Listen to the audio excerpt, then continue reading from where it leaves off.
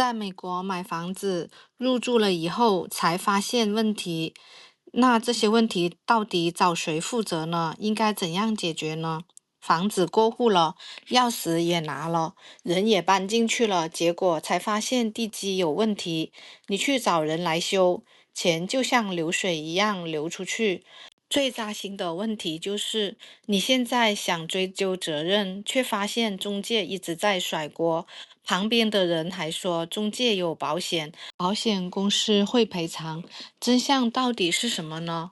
这些都是家长群里面有一些家长遇到的这些事情。房子刚买好，住进去了以后，才发现结构和地基的问题，已经维修了，花了不少的钱。现在最关键的问题只有一个，这笔损失由谁来承担呢？先给结论，防止被带节奏。责任追偿通常是按照这个顺序来排的。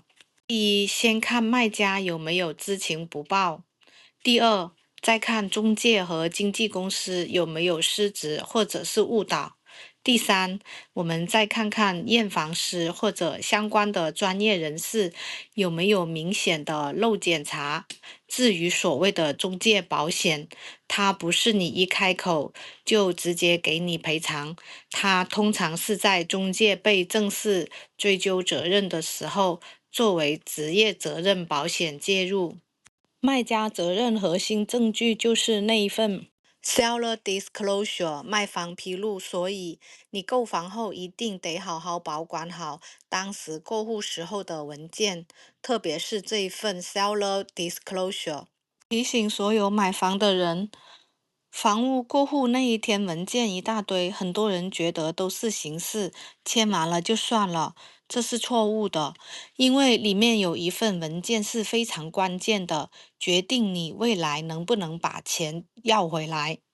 它叫做 Seller's Property Disclosure Statement，也就是大家说的 Seller's Disclosures。美国有50个州，各州的法律是有所不同的，但大同小异。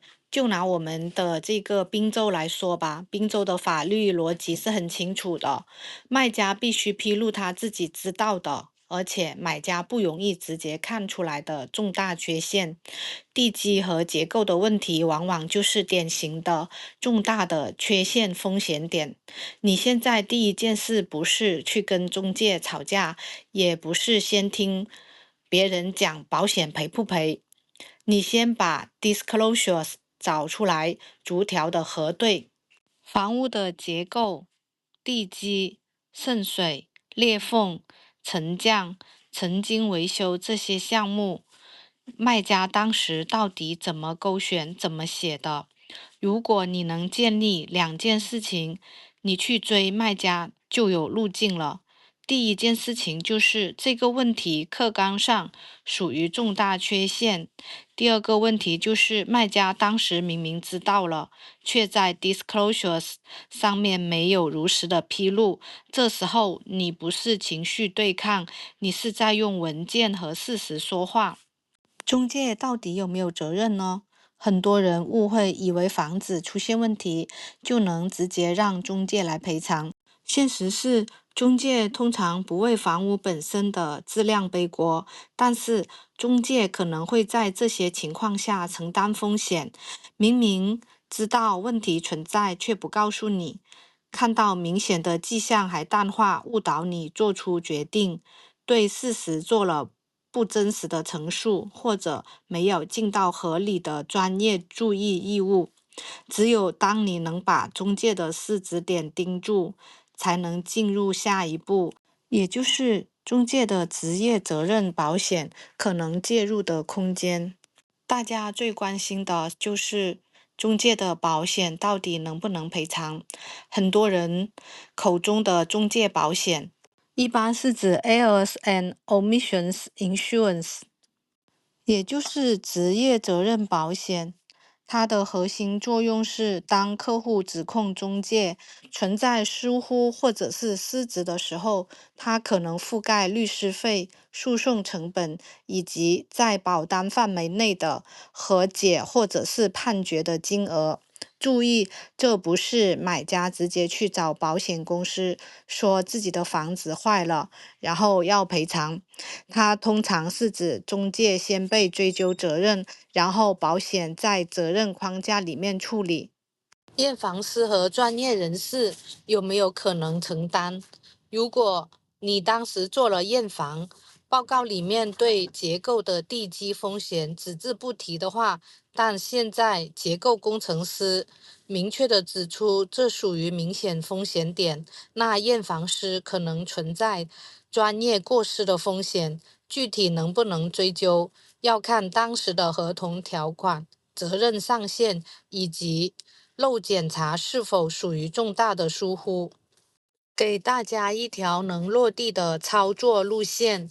第一步，把证据锁死。Seller Disclosure 验房报告、结构工程师书面意见、维修合同和发票、现场照片、视频、短信、邮件往来，全部整理成一个文件夹。第二步，先从卖家入手，围绕 Disclosure 的勾选项去找卖家知情的证据，比如以前维修的记录、报价单、许可证、邻居证词、旧照片，任何能证明他早就知道的线索。第三步，书面索赔，正式推进。先给卖家发正式的索赔函，必要的时候同步抄送挂牌经纪公司。该走律师函就走律师函，不要停留在群里面讨论和口头的抱怨。第四步，别拖时间窗口。滨州很多侵权类索赔，包括欺诈或者 deceit 一类主张，通常是2年的期限，并且会涉及发现规则等具体的计算。金额大的时候，越早让本州房地产诉讼律师介入越稳定。买房踩到地基坑，最怕的不是修房子花钱，最怕的是你把房屋过户的文件随手一扔，把最关键的 seller disclosure 也扔了。那张纸不是形式，它可能是你未来能不能追回损失的钥匙。如果你觉得我的视频对你有帮助，请记得保存起来，并且点赞和订阅，欢迎转发给有需要的朋友。